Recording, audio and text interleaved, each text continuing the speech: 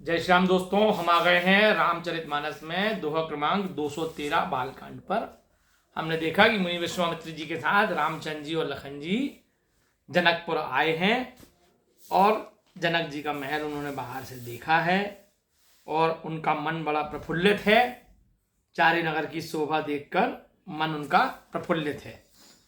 यहाँ तुलसीदास जी ने जनकपुर की शोभा का भी वर्णन किया हुआ है। अब आगे, धबल धाम मणिपुरट पट सुघटित नाना भांति, सिय निवास सुंदर सदन शोभा किमि कही जाति, सियापति रामचंद्र की जय, पवन सुत हनुमान की जय, सुभग द्वार सब कुल से कपाटा, भूप भीर नट मागध भाटा, बनी विशाल बाजी गजशाला, है गए रथ संकुल सब काला, सुर सचिव से नप बहु तेरे, नृप ग्रह सरिस सदन सब केरे, पुरबाहेर सर सरित समीपा, उतरे जहाँ तहाँ विपुल महीपा, देखी अनूप एक अवराई, सब सुपास सब भांति सुहाई, कौशिक कहु मोर मन माना, यहाँ रहे रघुबीर सुजाना,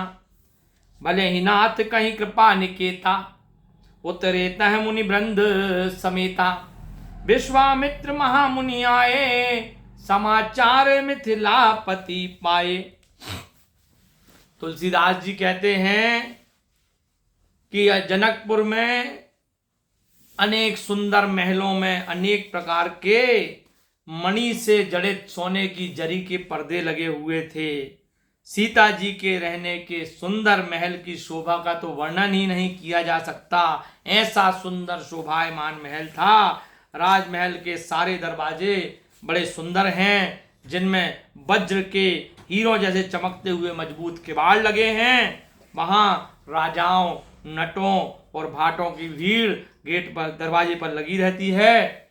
घोड़ों और हाथियों के लिए बहुत बड़ी बड़ी घोड़शालें और गजशालाएं बनी हुई हैं, जो सारे समय घोड़े, हाथी और रथों से भरी हुई रहती हैं। बहुत से सूरवीर मंत्री और सेनापति जनकपुर में हैं। उन सब के घर भी राजमहल सरीखे ही हैं। नगर के बाहर और तालाब, नदी के निकट जहाँ तहाँ बहुत से राजा लोग डेरा जमाए हुए हैं। ऐसा जनकपुर की शोभा तुलसीदास जी ने कही है। उसी जनकपुर में आमों का एक सुंदर बाग, जिसमें सारी प्रकार की व्यवस्थाएं थीं और जो सब तरह से सुहावना था। विश्वामित्र जी ने उसे देखकर कहा, हे रघुवीर, मेरा मन कहता है कि यहीं रहा जाए।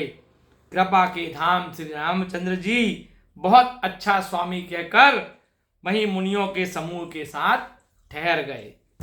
मिथिलापति जनक जी ने जब यह समाचार सुना कि महामुनि विश्वामित्र आए हैं, तो वह अपने मंत्रियों और ब्राह्मणों और अपने गुरुजी सहित उनके पास पहुंचे।